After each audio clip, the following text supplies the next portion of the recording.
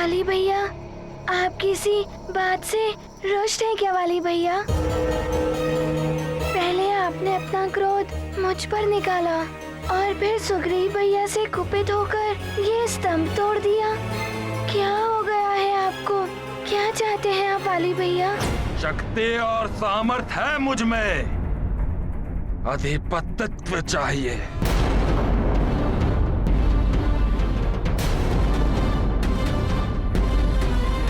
समस्त वानरों का, किष्किंधा, सुमेरु और पंपासर का, समस्त वन राज्यों का, समस्त वंशज का, इस राजभवन का और सुमेरु के राज सिंहासन का आधिपत्यत्व।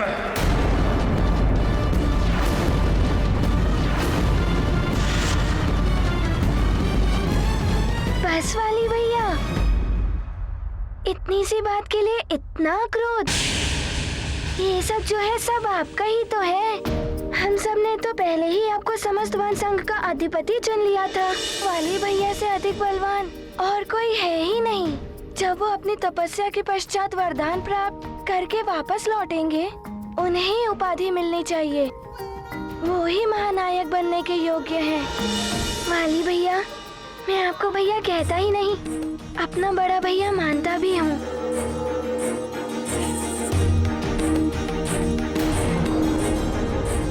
जितना अधिकार मेरा इस सिंहासन पर है, उतना अधिकार आपका भी है। वाली भैया, जो हमारा है वो सब आपका भी तो है। ये क्या कह रहा है हनुमान? जो आपका है सो हमारा है। यदि आपकी इच्छा हो तो आप ये राज सिंहासन भी ले लीजिए।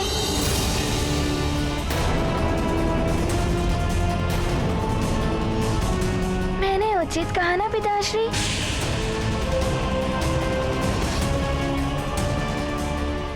सर्वथा तुमने उचित कहा हनुमान। ऐसा भी हो सकता है, ये तो सोचा ही नहीं।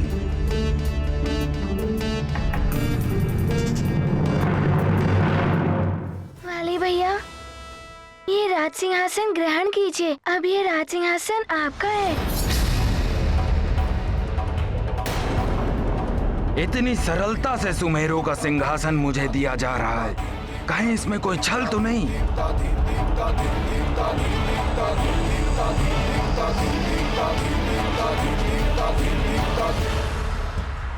मुझ महानतम वाली से अब कौन छल करने का साहस कर सकता है भला? ये तो वाली के भय के कारण हो रहा है।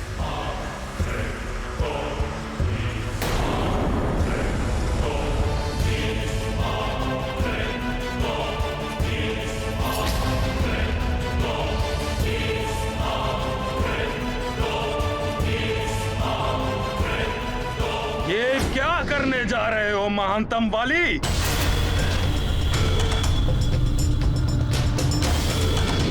महानतम वाली भिक्षा में दी हुई राज सिंहासन लेगा? सिंह स्वयं आखेट करता है, सियार जूठन खाते हैं। तुम सियार कब से बन गए महानतम वाली? धिक्कार है तुम्हारी वीरता पर, तुम्हारे बाहुबल पर। धिक्कार है तुम पर महानतम वाली। यार जूठन खाते हैं, यार भिक्षा, यार जूठन। धिक्कार है, धिक्कार है, धिक्कार, भिक्षा।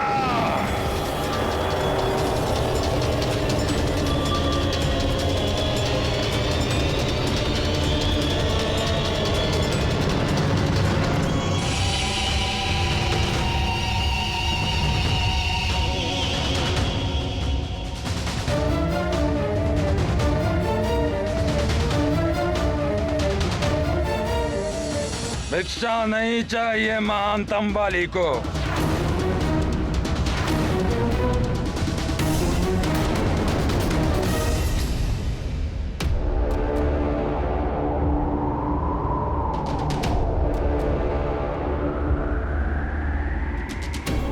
दान, दया और भिक्षा, ये सब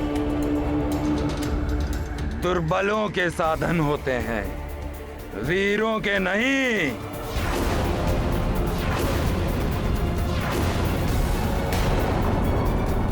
महानतम वाली को दान नहीं, तुम सबकी अधीनता चाहिए।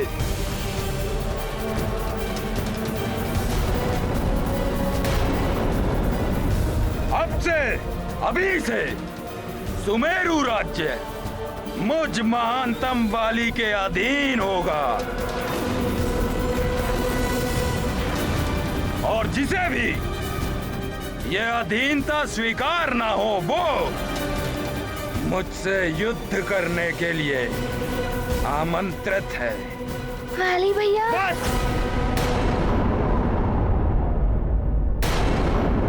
हनुमान,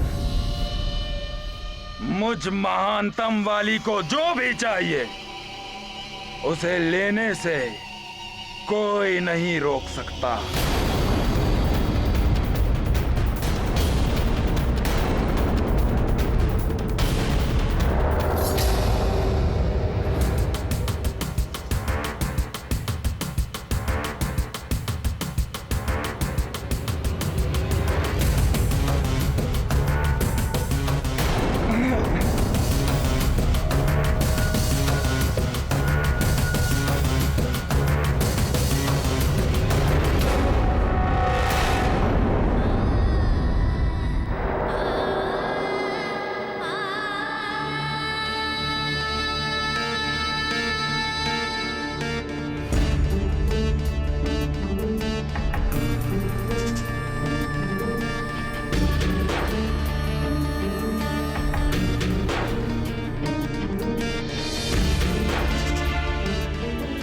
पिताश्री, हनुमान से कोई भूल हो गई या फिर हनुमान ने कुछ अनुचित कह दिया जो वाली भैया रुष्ट होकर वापस चले गए।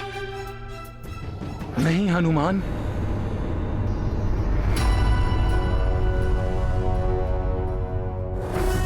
तुमसे कोई भूल नहीं हुई है हनुमान। वाली भैया ही मार्ग से भटक गए। राजकुमार सुग्रीव को महाराज वाली का कोई भय नहीं है। वाली भैया, मैं आपको भैया कहता ही नहीं, अपना बड़ा भैया मानता भी हूँ। जितना अधिकार मेरा इस सिंहासन पर है उतना अधिकार आपका भी है। जो हमारा है सो आपका भी है। यदि आपकी इच्छा हो तो आप ये राज सिंहासन भी ले लीजिए। मुझ महानतम वाली को भिक्षा देगा मरकट।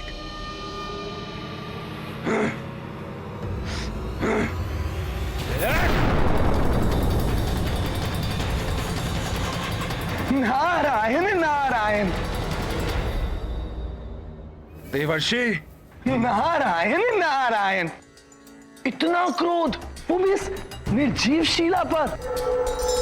प्रतीत होता है जो पाने गए थे वो मिला नहीं सुमेरु। सुमेरु को अपने अधीन कर लिया है मैंने, और अब बहुत शीघ्र ही समस्त वन राज्यों को मैं अपने अधीन कर लूंगा। समस्त वन राज्यों को अपने अधीन करना चाहते हैं वाली भैया। सुग्रीव भैया, मेरे पिताश्री ने मुझे सीख दी थी कि महत्वाकांक्षा ही जीवन में सफलता की प्रथम सीढ़ी है।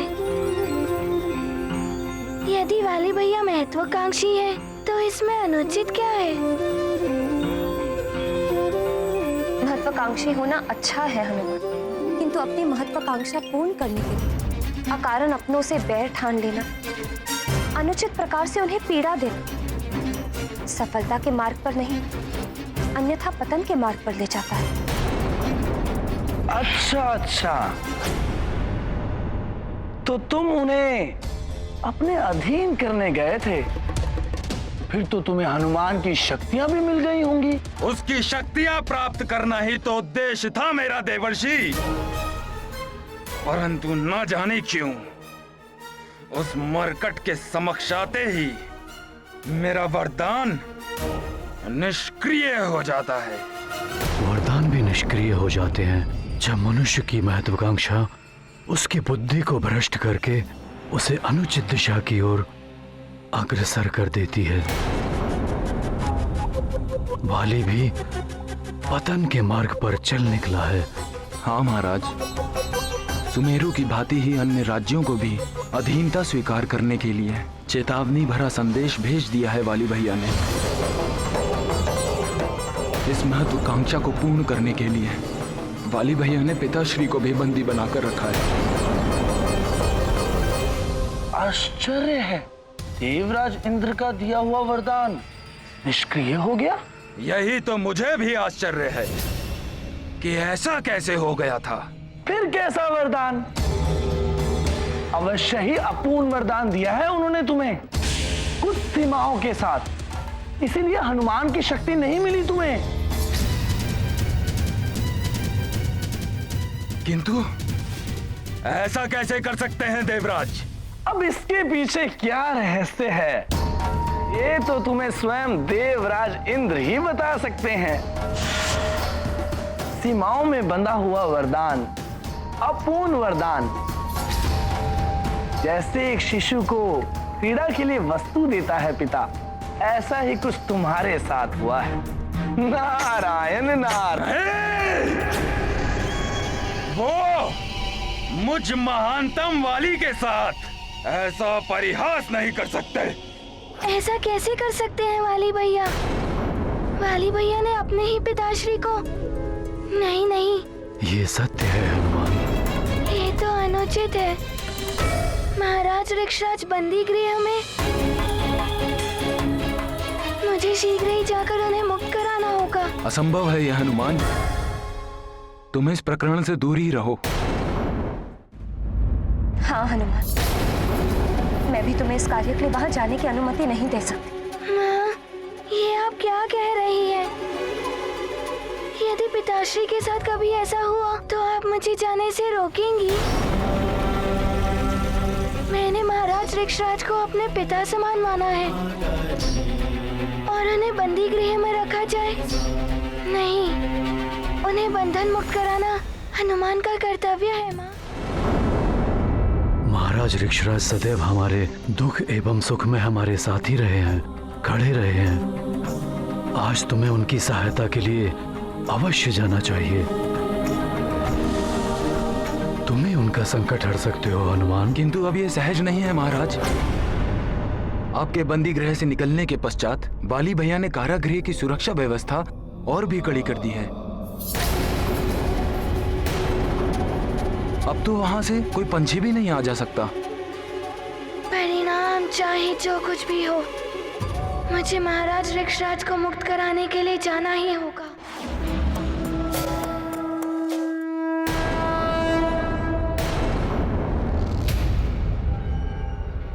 देवराज इंद्र, आप अपने अंश के साथ ऐसा परिहास नहीं कर सकते। वर्षों तप किया है मैंने उस वरदान को प्राप्त करने के लिए, परंतु अब इसी समय जाकर मैं उनका आवाहन करूंगा और उन्हें आना ही होगा, अन्यथा वाली अपने प्राणों का त्याग कर देगा।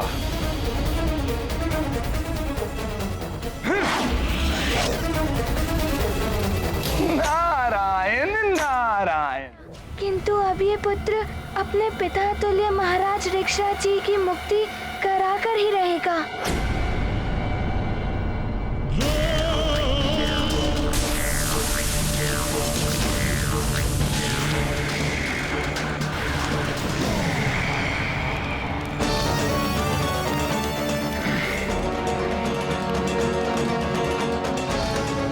राजेंद्र, वरदान के नाम पर आपने मेरे साथ परिहास किया है। नहीं चाहिए मुझे ऐसा जीवन और ना ही ऐसा अपूर्ण वरदान। मैं स्वयं का नाश करने जा रहा हूं।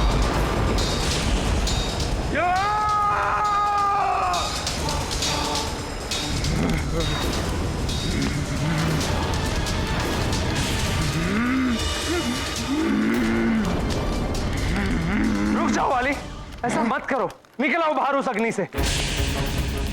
नहीं मैं तुम्हें ऐसा नहीं करने दूंगा। अभी इस अग्नि को रोक लेता हूं मैं। नहीं, सौगंध है आपको धर्म की।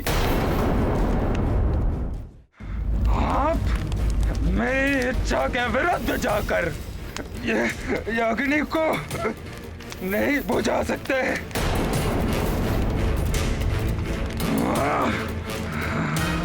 पुत्र ऐसा मत करो।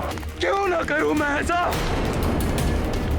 आपकी कृपा से जन्म हुआ है मेरा। वर्षों तप किया है मैंने, और क्या प्राप्त हुआ मुझे उस तप से? एक आधा अपूर्ण सा वरदान। सबकी आदि शक्तियां मिल जाती हैं मुझे, परंतु उस हनुमान की आदि शक्तियां मुझे क्यों प्राप्त नहीं हुई? निरर्थक है ये वरदान। वाली, तुमने जो वरदान मांगा था मैंने वही वरदान दिया तुम। किंतु सीमित कर दिया आपने उसको। उस मरकट हनुमान की आदि शक्तियां मुझ में समाहित नहीं हुई। तुम्हें सामने वाले की शक्तियां तभी प्राप्त होगी जब वो शत्रुता के भाव से तुम्हारे सामने आएगा। यदि हनुमान के हृदय में तुम्हारे लिए शत्रुता का भाव होता तो तुम्हें उसकी शक्तियां अवश्य प्राप्त होती। हट छोड़ दो वाली, मैं इस तरह तुम्हें तड़पता नहीं देख सकता। नहीं,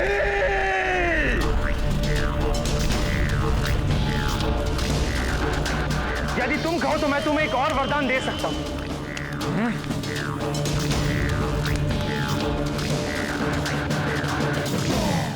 महाराज वाली का आदेश है, उनके पिता ऋक्षराज जी से कोई नहीं मिल सकता। मैं उनसे मिलने नहीं, उन्हें बंदी गृह से मुक्त कराने आया हूँ। नहीं, ऐसा नहीं कर सकते तुम। नहीं, भीतर नहीं जाने देंगे हम तुम्हें। मुझे हनुमान के समान शक्तिशाली होना है।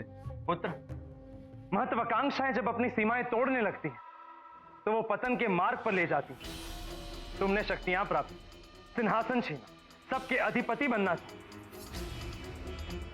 और अब तुम हनुमान के समान शक्तिशाली बनना चाहते हो, उसकी शक्तियां प्राप्त करना चाहते हो। ये रुष्ट हो रहे हैं। हो सकता है ये मुझे एक और वरदान ना दे। नहीं नहीं, क्या तुम्हें तनिक भी प्रतीत नहीं हो रहा कि तुम कुछ अनुचित कर रहे हो? नहीं नहीं, हनुमान के समान शक्तिशाली होकर हनुमान के समान सृष्टि के कल्याण का कार्य करना है मुझे। सृष्टि के कल्याण के लिए? जबकि तुमने तो अपने पिता को ही बंदी बनाकर रखा है। नहीं नहीं, ये तो मेरा एक विशेष उद्देश्य है, जिसके द्वारा मैंने रावण का विश्वास प्राप्त कर लिया है। असुरों का संहार करना है ना, तो असुरों के मध्य रहकर असुरों का संहार। यदि यही सच्चाई है तो अच्छा है पुत्र, किंतु एक बात सदैव स्मरण रहे, तुम सबका जन्म रामकाज के लिए हुआ है। आप मुझे एक और वरदान देने वाले थे। अवश्य दूंगा, एक दिव्य शक्ति, किंतु उसके लिए तुम्हें मेरे साथ चलना होगा।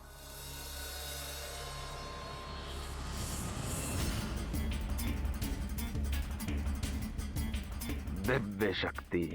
अब दिव्य शक्ति से ही उस मरकट का अंत करूंगा मैं। सखा,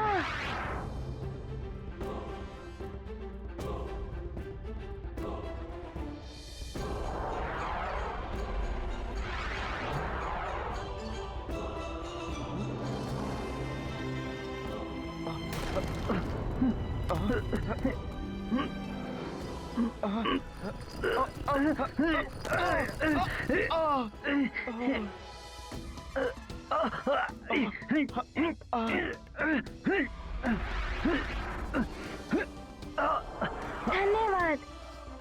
ये क्या कर रहे हो हनुमान? हमें निकालो यहाँ से, बहुत पीड़ा हो रही है।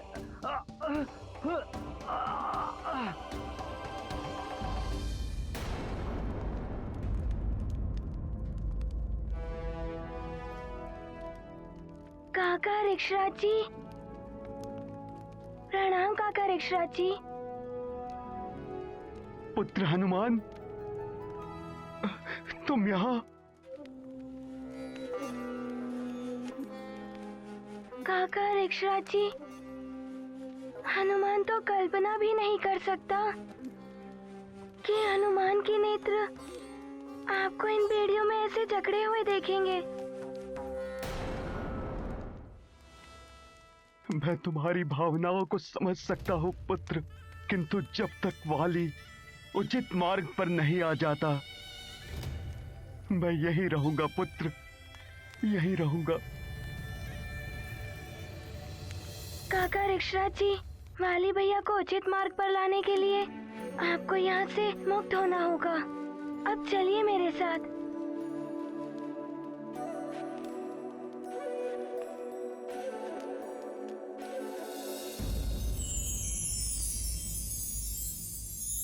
वाली, ये स्वर्ग का शस्त्रागार है। यहाँ देवताओं के दिव्य अस्त्र शस्त्र रखे जाते हैं। दिव्य अस्त्र शस्त्र अद्भुत हैं ये तो। कोई कितना भी दिव्य शक्ति संपन्न क्यों ना हो, इन दिव्य अस्त्रों के सामने किसी की भी कोई भी शक्ति कार्य नहीं कर सकती। अच्छा है, हनुमान के विरुद्ध प्रयोग किया जा सकता है इन्हें।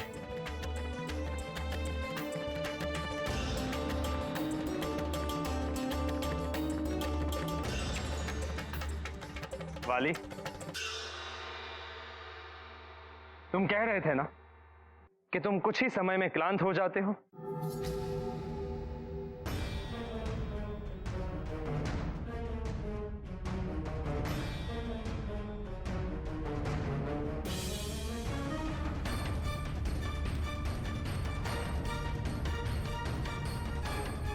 इसे धारण करने के पश्चात तुम कितना भी श्रम कर लो, कभी क्लांत नहीं हो।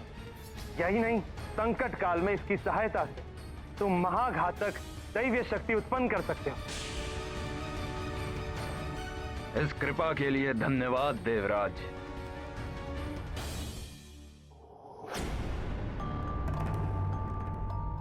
शस्त्रागार में ये डमरू कैसा? ये तो वाद्य यंत्र है ना? ये डमरू वाद्य यंत्र नहीं, इंद्रकोप है।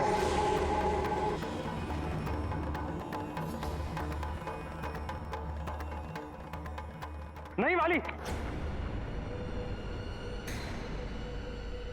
इसे स्पर्श मत करना। क्यों? ये कूप महादेव शिव के प्रलयंकारी शक्ति से निर्मित हुआ है। इससे इच्छा अनुसार किसी भी आकार में कूप को उत्पन्न करके उसमें किसी को भी बंदी बनाया जा सकता है। यहां तक कि सारा ब्रह्मांड भी इसमें समा सकता है। ये तो बड़ा ही अद्भुत है। हाँ, इसे कोई भी जागृत कर सकता है, किंतु इसे महादेव के अतिरिक्त कोई अन्य भेद नहीं सकता। यहां तक कि मैं भी नहीं।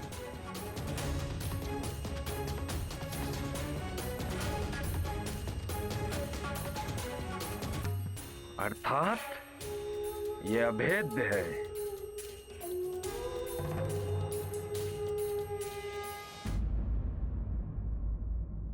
महाराज, ये आपका स्थान है, ग्रहण कीजिए।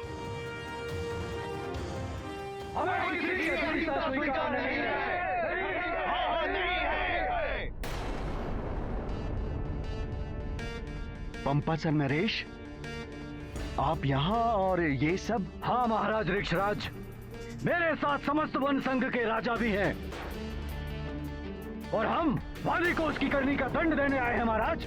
मैं भी आप सभी से सहमत हूँ। हमने तो सुना था महाराज कि वाली ने आपको बंदी बना लिया था। ये मेरा दुर्भाग्य है जो मेरे पुत्र ने ही मुझे बंदी बना लिया। वो तो भला हो हनुमान का, जिसने मुझे उस बंदी गृह से मुक्त किया और यहां सिंहासन पर लाकर बिठा दिया। हनुमान ने सदैव अन्याय और अनीति का विरोध किया है महाराज।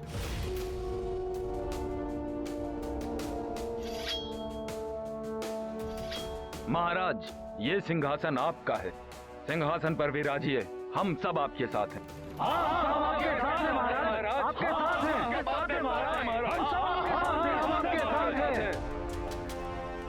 विराजिए महाराज। किष्किंधा महाराज ऋक्षराज की जय। किष्किंधा महाराज ऋक्षराज की महाराज ऋक्षराज की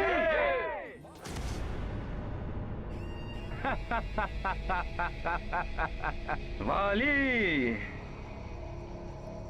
तेरी चाल न जाए खाली।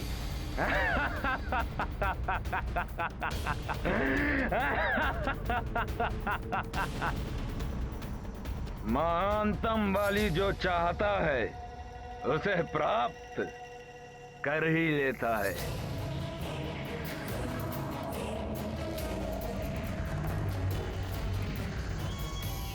इंद्रकूप। वाली आओ।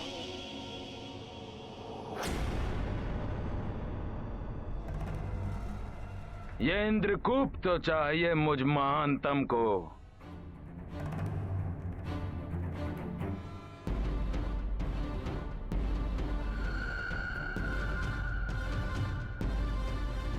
क्या हुआ? कुछ नहीं, मैं तो ये अस्त्र देख रहा था, बहुत अद्भुत है। चलिए। वाली, तेरी चाल ना जाए खाली। ये इंद्रकूप मुझ महानतम वाली की महान शक्ति, इन सब का प्रयोग करूंगा मैं उस हनुमान के विरुद्ध, काका केसरी के विरुद्ध, समस्त सुमेरु के विरुद्ध। वाली, तेरी चाल ना जाए खाली।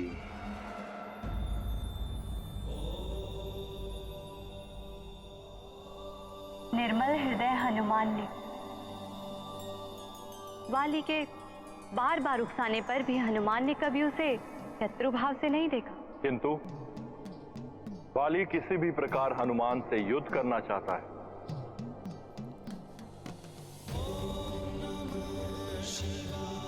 यदि युद्ध हुआ तो सबके संकट हरने वाले संकट मोचन स्वयं भी संकट में पड़ सकते। नहीं नहीं स्वामी, हनुमान के लिए आप ऐसी अमंगल बात मत कीजिए। आप हैं अमंगल को मंगल में परिवर्तित करने।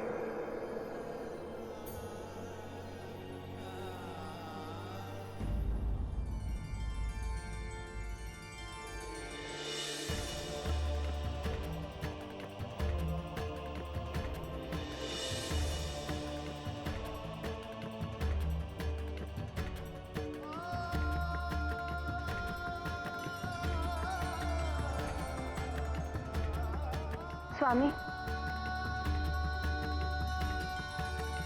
हनुमान। चिंता मत करो अंजना, हनुमान हर स्थिति को संभालने में सक्षम है। वो किष्किंधा से भी सकुशल वापस लौट आएगा।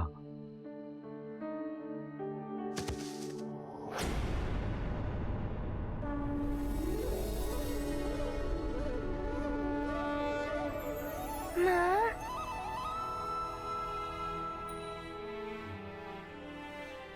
प्रणाम पिताश्री। प्रणाम सुग्रीव भैया। प्रणाम माँ।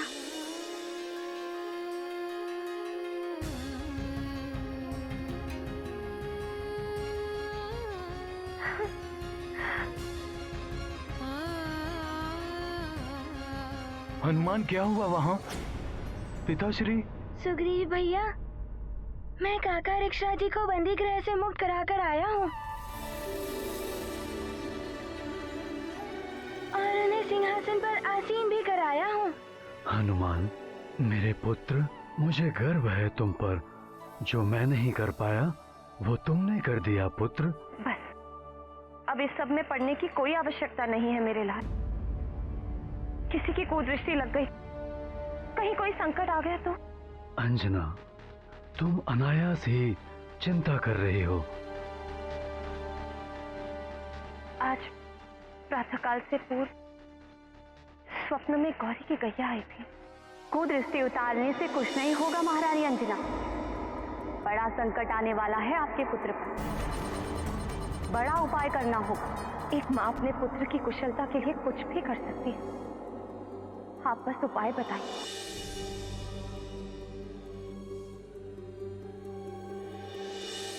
उपाय है जीवित पुत्रिका व्रत, जो अश्विन मास की सप्तमी से लेकर नवमी तक किया जाता है। अष्टमी के दिन महानिर्जला व्रत रखकर नवमी को पारण किया जाता है। नवमी के साथ नाचिनी के प्रसाद खाकर और अपने पुत्र को खिलाकर व्रत पूर्ण करते हैं। ऐसा करने से माँ दुर्गा की कृपा होगी। आज प्रातःकाल ही स्वप्न आया और आज सप्तमी है। अवश्य देवी और माँ मुझे संकेत दे रही हैं कि मैं जीवित पुत्र का व्रत रखूं। मैं आज से ही व्रत आरंभ करूंगी।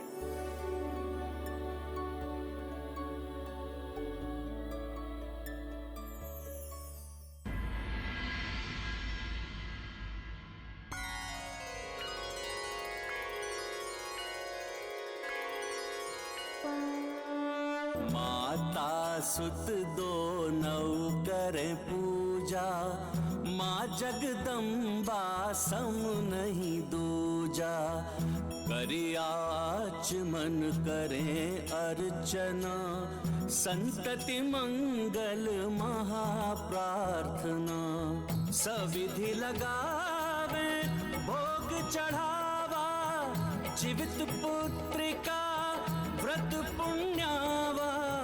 जाकी कृपा देव ऋषि पावत, सो मारुति देवी गुण गावत।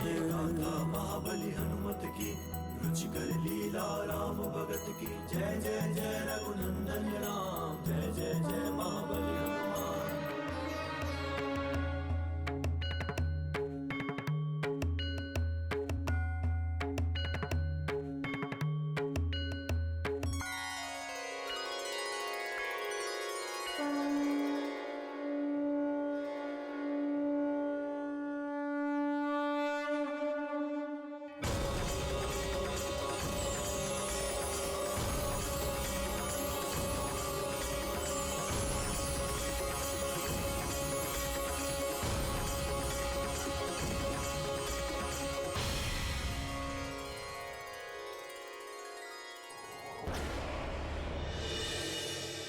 सर्वमंगल मांगल्ये शिवे सर्वार्थ साधिके, शरण्ये त्र्यंबके गौरी नारायणी नमस्तुते।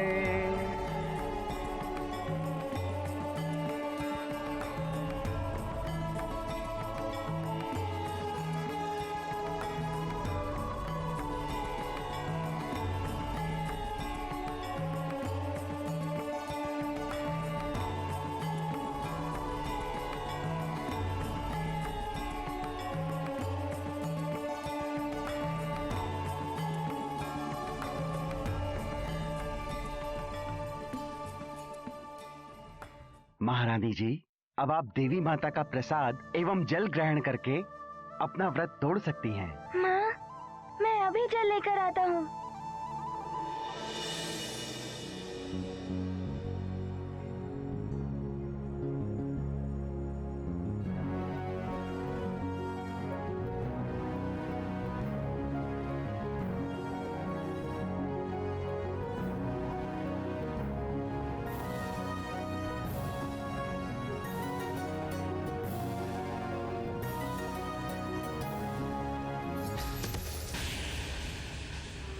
पिताश्री को पुनः सिंहासन पर बिठाकर मुझ महानतम को चुनौती दी है तुमने।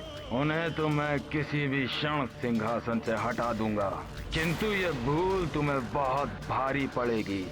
कल प्रातः का प्रकाश इस रात्रि से भी अधिक अंधकारमय होगा, तुम्हारे लिए और समस्त सुमेरु के लिए। मरकट, तुम और तुम्हारा सुमेरु इस इंद्रकूप में समाने वाले हैं।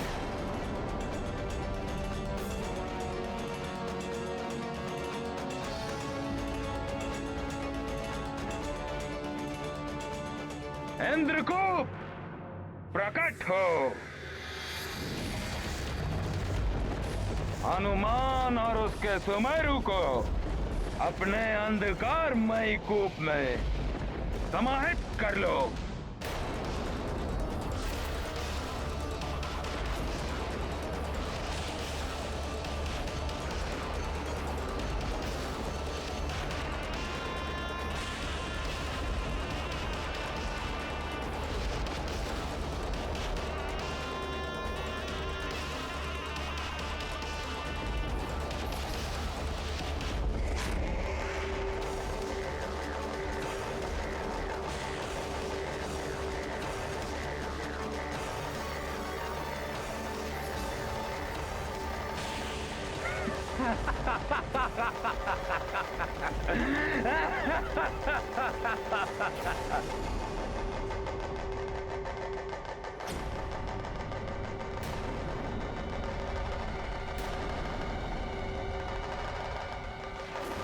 ये विचित्र ध्वनि कैसी?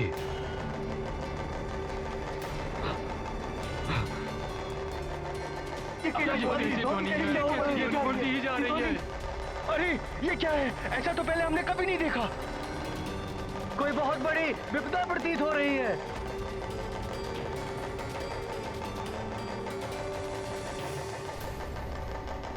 ये कैसी विपदा है?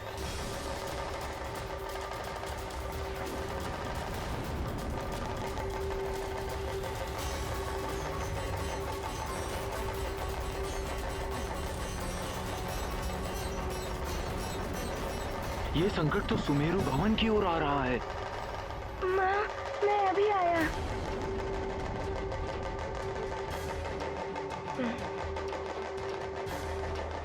हे देवी माँ, पुनः कोई संकट ना आया हो जो मुझे मेरे पुत्र से पुनः दूर कर दे।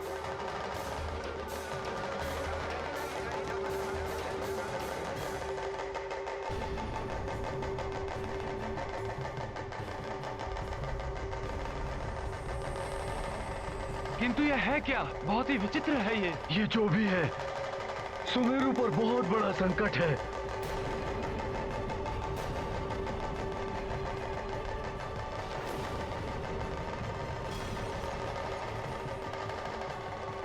हनुमान कहाँ गया? वो जा रहा है हनुमान।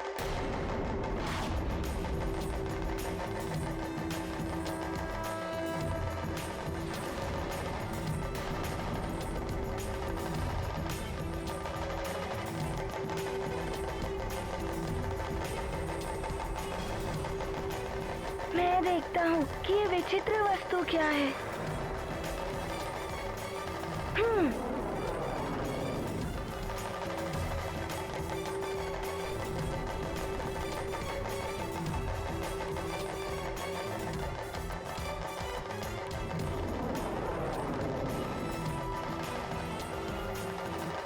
ये सब क्या हो रहा है? और ये हनुमान कहाँ जा रहा है? हनुमान यही तो देखने गया है कि ये है क्या। मेरे मन में तो आशंकाएं उमड़ रही। कहीं गौरी की गैया ने जो कहा कि मेरे हनुमान पर बड़ा संकट आने वाला है, वो सत्य ना हो जाए। प्रातः का स्वप्न था। ये तो डमरू के जैसा कुछ है। सुमेरु पर संकट आ सकता है। मुझे शीघ्र ही इसे रोकना होगा।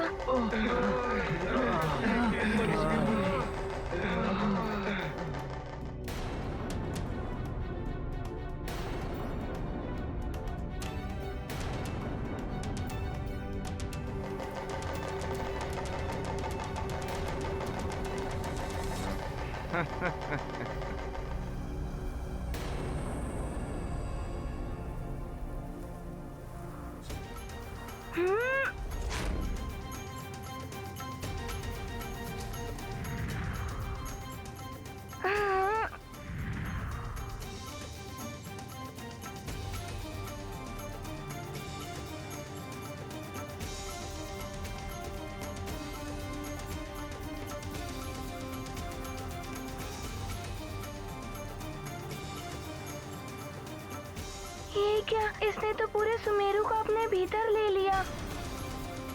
मुझे शीघ्र ही इसे हटाना होगा, अन्यथा सब संकट में पड़ जाएंगे। हे देवी माँ, न जाने ये कौन सा संकट आ गया है संपूर्ण नगर पर। मेरा हनुमान न जाने कहाँ होगा। उसकी और सबकी रक्षा करना माँ।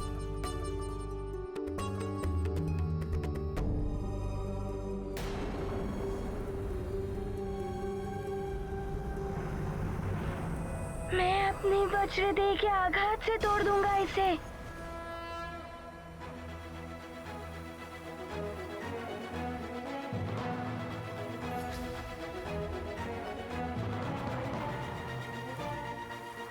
ये मरकट कैसे बाहर आ गया? इसकी तीव्र गति से कहीं ये कूप फट ना जाए।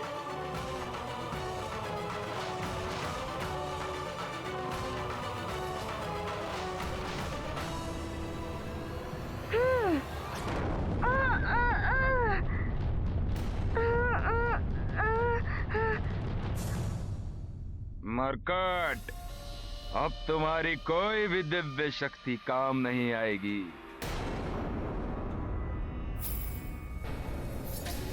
आश्चर्य है, बड़े बड़े पर्वत उखाड़ लेता हूँ, किंतु इस कूप के समक्ष मेरी शक्ति भी विफल हो गई है। अरे कोई बचाओ! न जाने ये कैसी आपदा आकाश से टूट पड़ी है, बचाओ! हनुमान, कहाँ हो तुम? इस संकट को तुम ही हर सकते हो। कैसे रक्षा करूँ मैं इन सब की? रक्षा करो! हे प्रभु, हे देवताओं, आपके द्वारा दी गई दिव्य शक्तियाँ इस विचित्र कूप के सामने विफल हो रही हैं। क्योंकि ये इंद्रकूप है, महादेव शिव की शक्ति से निर्मित हुआ है ये। वाली भैया,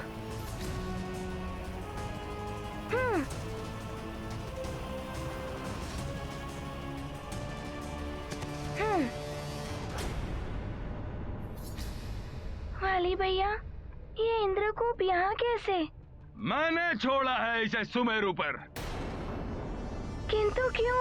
इस कूप में बंद होने से शनय शनय संपूर्ण सुमेरु से वायु समाप्त हो जाएगी, फिर जल समाप्त हो जाएगा और फिर। किंतु वाली भैया, आप ऐसा क्यों कर रहे हैं? उसमें आपके भाई सुग्रीव भैया और सारी सेना है, उनके बारे में नहीं सोचा आपने? जिसने अपने पिताश्री के बारे में नहीं सोचा, वो अपने भाई बंधु और सेना के बारे में क्यों चिंता करेगा? तुम तो हो संकट मोचन, बचा सकते हो तो बचा लो, किंतु उससे पूर्व तुम्हें मुझसे युद्ध करना होगा। किंतु आप तो मेरे बड़े भाई समान हैं। तुम्हारे भाई बंधु, तुम्हारा परिवार भी तो है वहाँ। परिवार को बचाने के लिए किसी अपने से युद्ध नहीं कर सकता मैं। सोच लो हनुमान, या तो अपनी प्रजा, अपने परिवार का अंत हो जाने दो, या फिर युद्ध करो मुझसे। तुम्हें सामने वाले की शक्तियां तभी प्राप्त होगी जब वो शत्रुता के भाव से तुम्हारे सामने आएगा। यदि हनुमान के हृदय में तुम्हारे लिए शत्रुता का भाव होता तो तुम्हें उसकी शक्तियां अवश्य प्राप्त होती।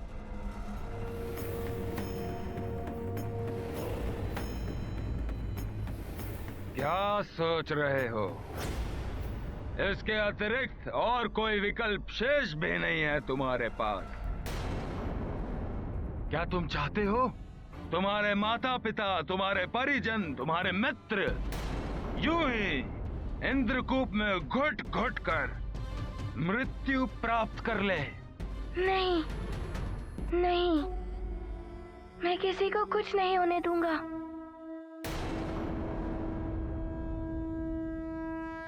वाली भैया, मेरी आपसे हाथ जोड़कर विनती है, इस इंद्रकूप को यहाँ से हटा लीजिए, अन्यथा मुझे बल प्रयोग कर आपको विवश करना होगा। करो बल प्रयोग, यही तो मैं चाहता हूँ, किंतु इंद्रकूप, ये कूप महादेव शिव के प्रलयंकारी शक्ति से निर्मित हुआ है। इससे महादेव के अतिरिक्त कोई अन्य भेद नहीं सकता, यहाँ तक कि मैं भी नहीं। इंद्रकूप को तो अब मैं भी नहीं हटा सकता। कोई बात नहीं, होने दो इतना संहार। किंतु अब तुम इस इंद्रकूप के कारण मेरे समक्ष शत्रु भाव से आओगे, तब मुझे मिल जाएंगी तुम्हारी आदि शक्तियां। युद्ध करो मुझसे, परास्त करो मुझे, फिर ये इंद्रकूप मैं अवश्य हटा दूंगा। यदि आप युद्ध ही चाहते हैं तो ऐसा ही होगा।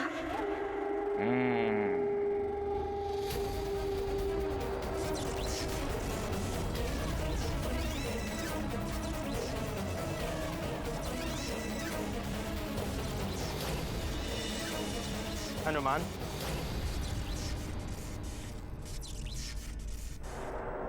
देवराज इंद्र आप? प्रणाम देवराज।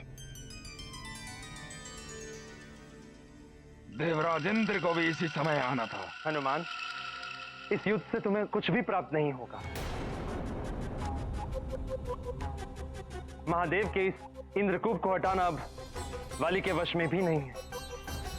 किंतु इसे तो वाली भैया ने ही छोड़ा है। हनुमान, वाली ने इसे देवताओं के शस्त्रागार से चुराकर सुमेरु के विरुद्ध प्रयोग किया है, लेकिन अब इसे हटाना वाली के वश में तो क्या, मेरे वश में भी नहीं है।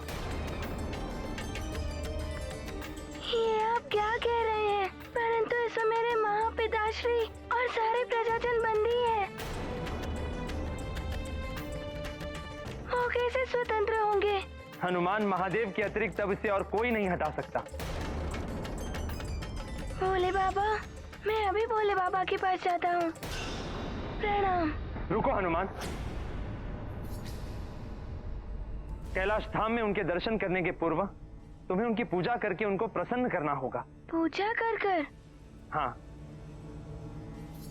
सबसे पहले पार्थिव शिवलिंग की स्थापना करके उसका अभिषेक करना होगा। फिर उस पर धतूरा एवं कनेर के फूल अर्पित करने हों। यदि ये सब ना मिले तो तुम बेलपत्र चढ़ाकर भी महादेव को प्रसन्न कर सकते हो। इससे भी आशुतोष महादेव प्रसन्न हो जाएंगे। आपका बहुत बहुत धन्यवाद देवराज। आपने जैसा कहा मैं वैसा ही करूंगा। मुझे मेरे प्रजा और माता पिता की रक्षा करनी है। प्रणाम। सफल मनोरथ भव।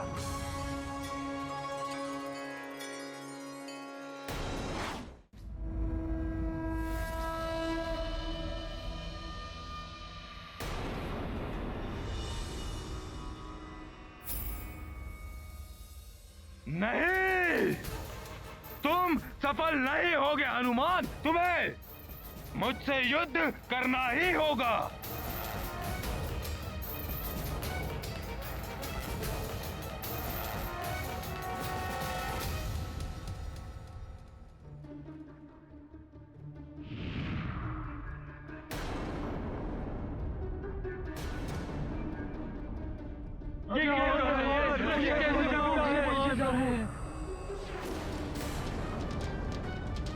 महाराज, समझ में नहीं आ रहा है, यह आपदा है क्या?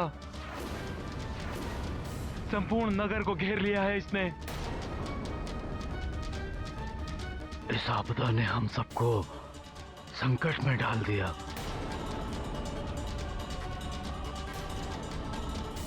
हमें सर्वप्रथम इस समस्या का समाधान ढूंढना होगा।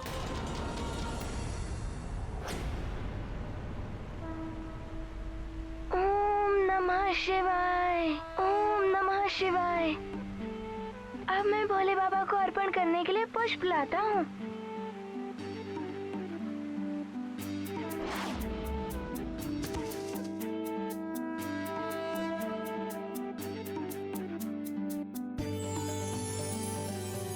ओम नमः शिवाय।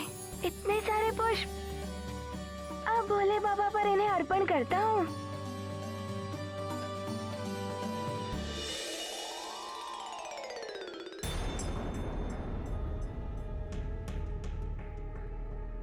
सारे पुष्प कोई तीव्र गति से आया और सारे पुष्प ले गया। कौन होगा ये?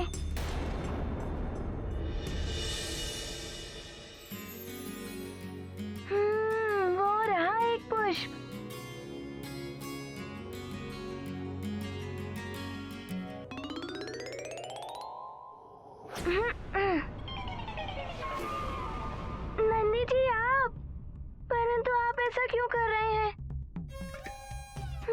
एक दो पुष्प दे दीजिए ना, मुझे भी महादेव जी की पूजा करनी है। मुझसे क्यों मांग रहे हो? तुम स्वयं ही ढूंढ लो। मुझे बेलपत्र लेने जाना है। बेलपत्र? नंदी जी ऐसा व्यवहार क्यों कर रहे हैं? बेलपत्र ही ले लेता हूँ। अरे यहाँ तो इतने सारे बेलपत्र लगे हुए हैं, कुछ तो मिल ही जाएंगे, उनसे ही पूजा कर लूंगा। अरे रुक जाइए, आप क्या कर रहे हैं?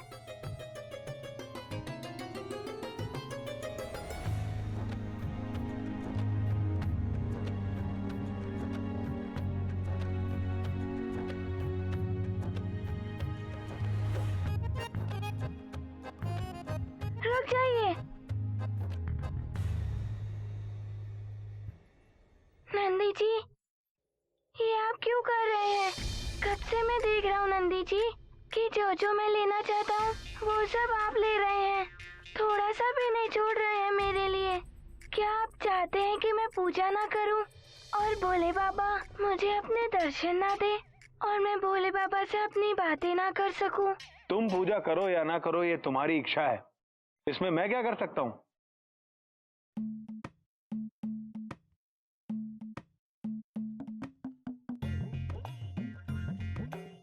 एक बेलपत्र छूट ही गया।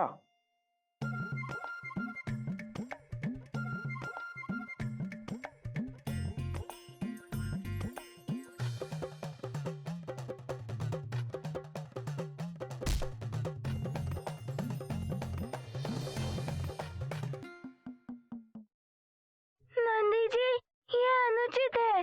पहले वहाँ तक मैं पहुँचा था, वो मेरा है, दे दीजिए। किंतु इसे निकाला तो मैंने, इसलिए ये मेरा है। नंदी जी, मेरा पूजा करना आवश्यक है, आपको मुझे वो बेलपत्र देना ही होगा। अच्छा, तो तुम मुझे चुनौती दे रहे हो? ठीक है, तुम मुझसे युद्ध करो और मुझे परास्त करके ये पुष्प और बेल ले लो। क्या हो रहा है? जिसे देखो वो युद्ध ही करना चाहता है। ठीक है, मेरा पूजा करना आवश्यक है और उसके लिए मुझे चाहिए बेलपत्र। मैं आपसे युद्ध कर ही लेता हूँ। उचित है, आओ मेरे साथ। नंदी जी,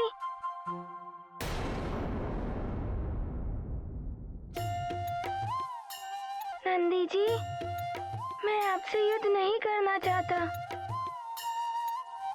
मुझे अपने माता और पिताश्री को और सारे प्रजाजनों की रक्षा करने के लिए आपसे युद्ध करने के लिए विवश होना पड़ रहा है।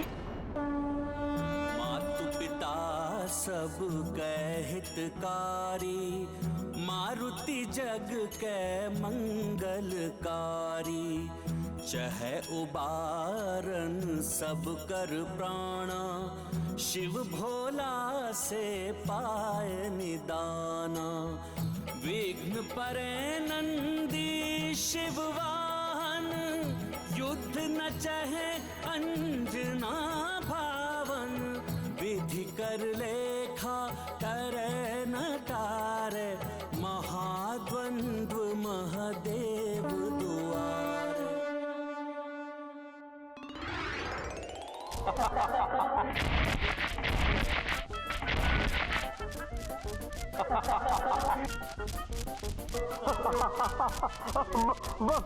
बस गुदगुदी मत करो।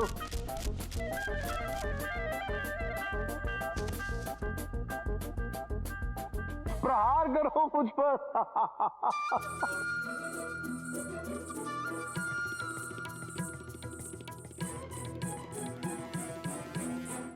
मुझे आपसे युद्ध करने के लिए अपनी शक्ति को और बढ़ाना होगा। प्रयास करके देख लो।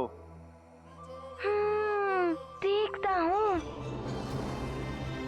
एक ओर देवेश्वर के अंश रूप में बाल हनुमान, तो वहीं दूसरी ओर महादेव के अति प्रिय भक्त नंदी अपार शक्तियों के साथ अपने विकराल रूप में। क्या परिणाम निकलेगा इस युद्ध का स्वामी, ये आपके सिवाय और किसी को ज्ञात नहीं है प्रभु।